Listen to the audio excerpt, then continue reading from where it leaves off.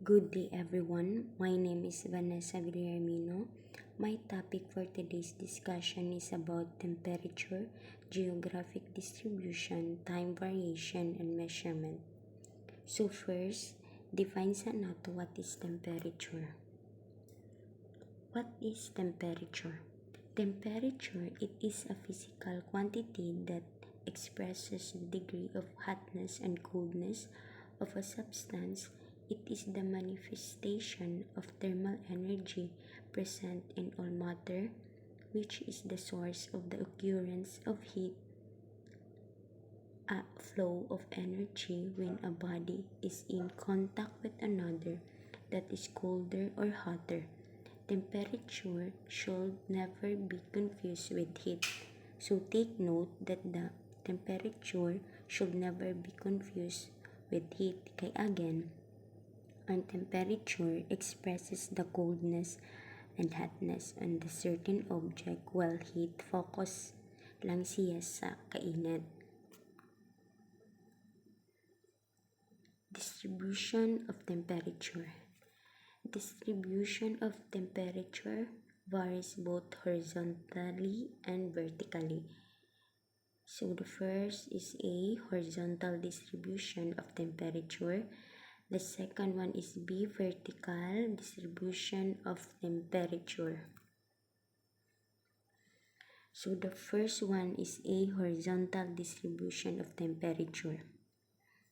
1. Distribution of temperature across the latitude over the surface of Earth is called its horizontal distribution.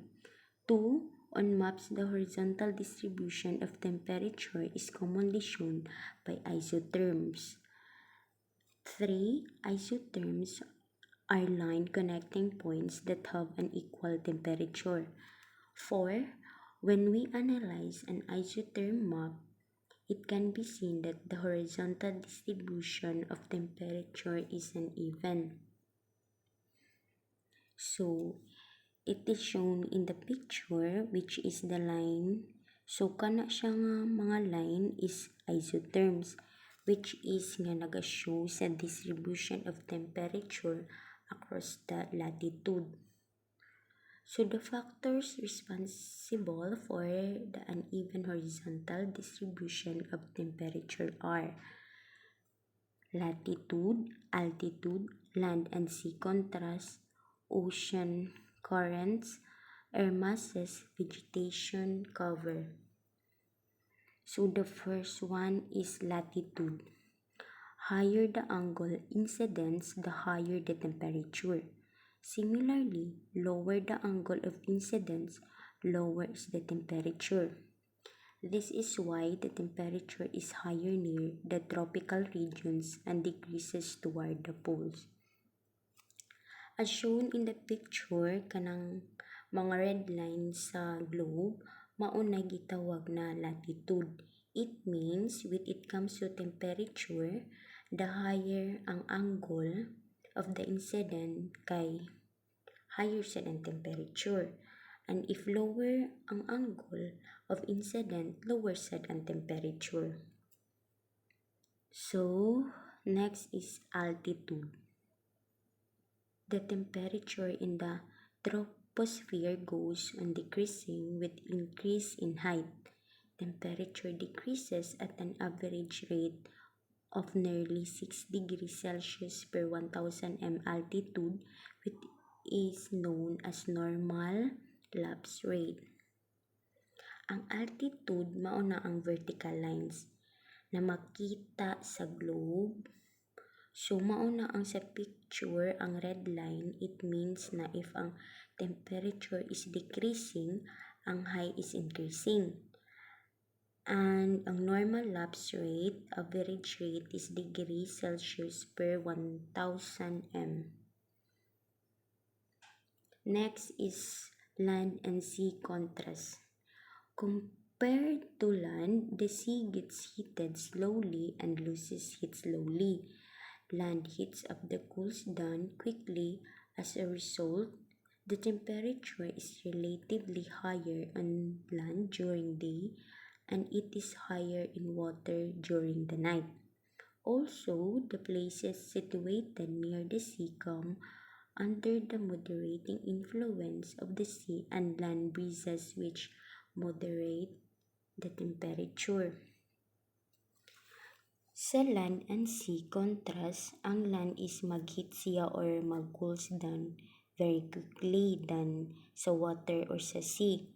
It is also stated nga na ay mga place which has a vegetation cover or kanang mga maka-experience og snow kay they can have small amount of heat nga madawat kaysa sa mga ibang places o lugar. Next is ocean currents. Ocean currents are two types, warm ug cold. Warm currents make the coast along which they flow warmer, while cold currents reduce the temperature of the coast along which they flow. The northwestern European coasts do not freeze in winter due to the effect of North Atlantic drift, a warm current, while the Quebec on the coast of Canada is frozen due to the cold Labrador current flowing along it. Though the Quebec is situated in lower latitudes than Northwest European coast. So, ang pinaka-example nila sa Quebec show in the picture is geographically place na ay cold Labrador current or place in lower latitude means they can experience og snow and cold breeze or cold weather. So next is air masses. Like the land and sea breeze, the passage of air masses also affects the temperature. The places which come under the influence of warm air masses experience higher temperature, and the places that come under the influence of cold air masses experience low temperature. So as shown in the picture, MP is maritime polar, MT is a maritime tropical warm moist, CT continental tropical hot dry, CA is a continental arctic very cold dry, CP is a continental polar cold dry. Next is, or lastly is, vegetation cover. Soil devoid of vegetation cover receives heat more rapidly than the soil under vegetation cover because vegetation cover absorbs much of sun's heat and then prevents quick radiation from the earth, whereas the former radiates it more rapidly. Hence, the temperature variation is densely forested area are lower than those in desert areas.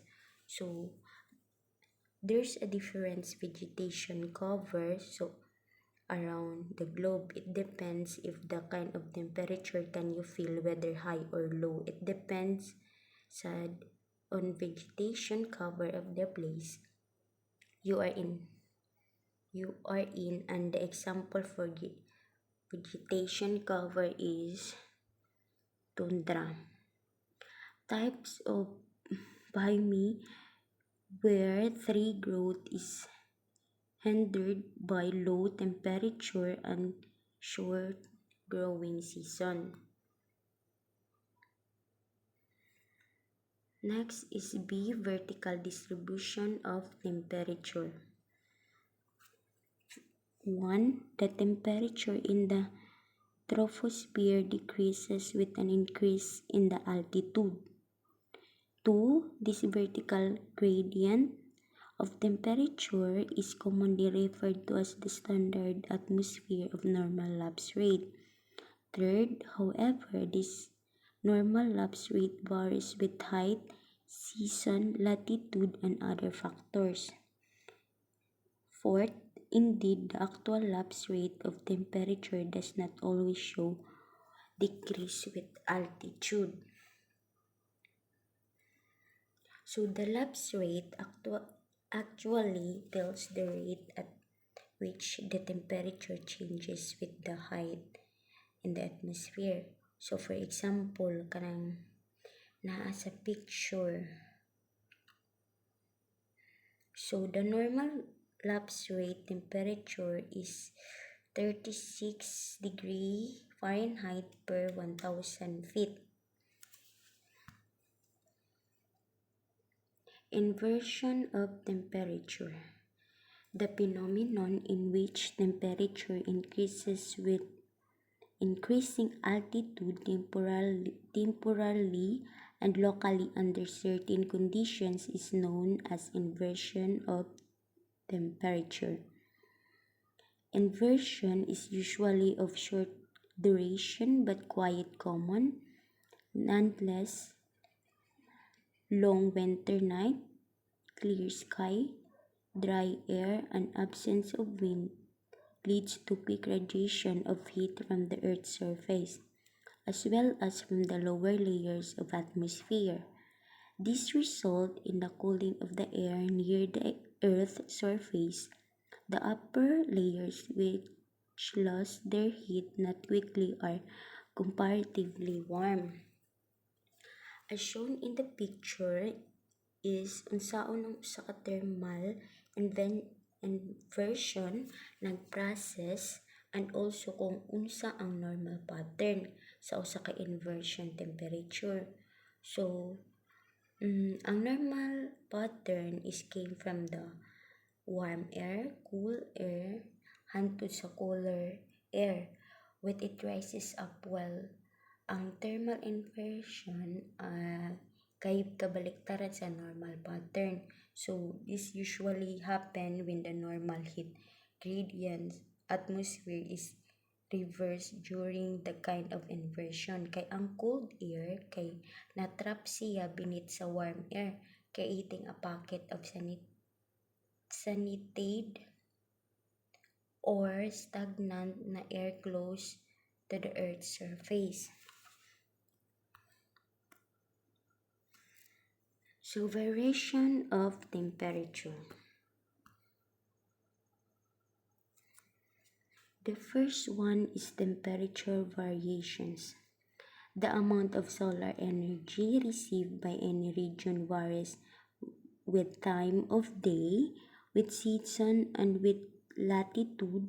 These differences in solar energy create temperature variations.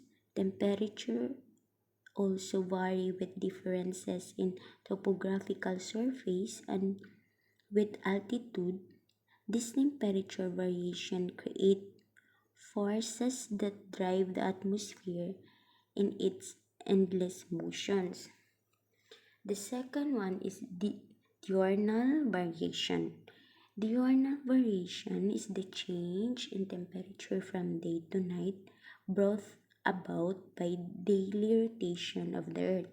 The Earth receives heat during the day by solar radiation but continually loses heat by terrestrial radiation. Warming and cooling depend on an imbalance of solar and terrestrial radiation. During the day, solar radiation exceeds terrestrial radiation and the surface becomes warmer. At night, solar radiation increases, but terrestrial radiation continues and cools the surface. Cooling continues after sunrise until solar radiation again exceeds terrestrial radiation. Minimum temperature usually occurs after sunrise, sometimes as much as 1 hour after. The continued cooling after sunrise is one reason that the fog sometimes forms shortly after the sun is above the horizon. We will have more to say about diurnal variation and topographic surface. So the third one is seasonal variation. In addition to its daily rotation, the Earth revolves in a complete orbit around the Sun once each year since the axis of Earth tilts to the plane of orbit. The angle of incident solar radiation varies seasonally between hemispheres. The northern hemisphere is warmer in June, July, and August because it receives more solar energy than does the southern hemisphere. So during the months of December, January, or February, the opposite is true. The southern hemisphere receives more solar energy and is warmer. So next is warmer with latitude. The shape of Earth causes geographical variation in the angle of incident solar radiation since ang Earth is essentially spherical. The Sun is more nearly overhead in equatorial regions than a higher latitudes. Equatorial regions therefore nag-receive the most radiant energy and our warmest. Slanting rays of the sun at higher latitudes deliver less energy over a given area, with the least being received at the poles. Thus, temperature varies with latitude from the warm equator to the cold poles. Next is variation with topography. Not related to movement or shape of the earth are temperature variation induced by water and terrain. As stated, water absorbs and radiates energy with less temperature change than does land. Large deep water bodies tend to minimize temperature changes, while continents favor large changes. Wet, wet soil, such as in swamps and marshes, is almost as effective as water in suppressing temperature changes. Thick vegetation tends to control temperature changes since it contains some water and also insulates against heat transfer between the ground and the atmosphere. Arid barren surface permit the greatest temperature change.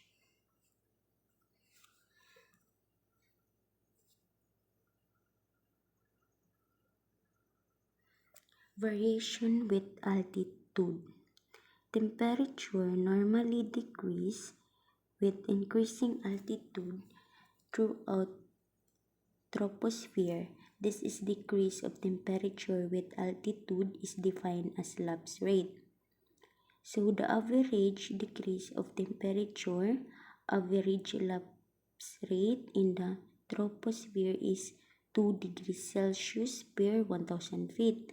But since this is an average, the exact values seldom exist. In fact, temperature sometimes increases with height through a layer. An increase in temperature with altitude is defined as an inversion. Lapse rate is inverted. An inversion often develops near the ground on clear, cool nights when wind is light. The ground radiates and cools much faster than the overlying air. Air in contact with the ground becomes cold, while the temperature a few hundred feet above changes very little. Thus, temperature increases with height. Inversions may also occur at any altitude when conditions are favorable.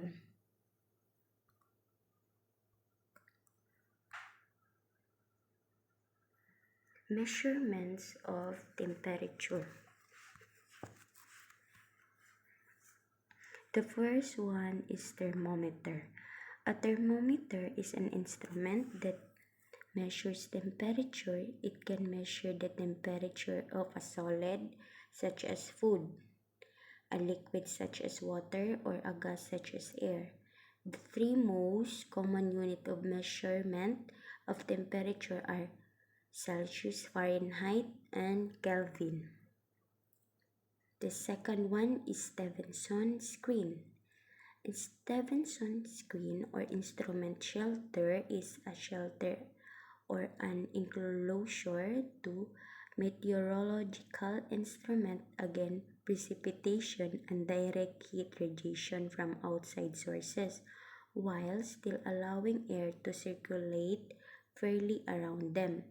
It forms part of standard weather station and holds instruments that may include thermometers or the ordinary maximum or minimum, a hygrometer, a psychrometer, a dewcell, a barometer, and a thermograph. The third one is a maximum minimum thermometer. So, maximum and minimum thermometer is a registering thermometer that can record the maximum and minimum temperature reached over a period of time, for example, 24 hours. So, use it to record the extreme of temperature at a location, for instance in meteorology and horticulture. Next is a pyrometer is a type of remote sensing thermometer used to measure the temperature of distant objects. Various form pyrometers have historically existed. So in modern usage, it is a device that from a distance determines the temperature of a surface from the amount of thermal radiation it emits, a process known as pyrometry and sometimes radiometry. And lastly is a thermograph, instrument that gives continuous record of temperature for a day or for a week. The device uses a helical strip of two metals with different coefficient of expansion. The resulting opening and closing of the coil operates a pen which produces a line over calibrated chart on a road clock drum.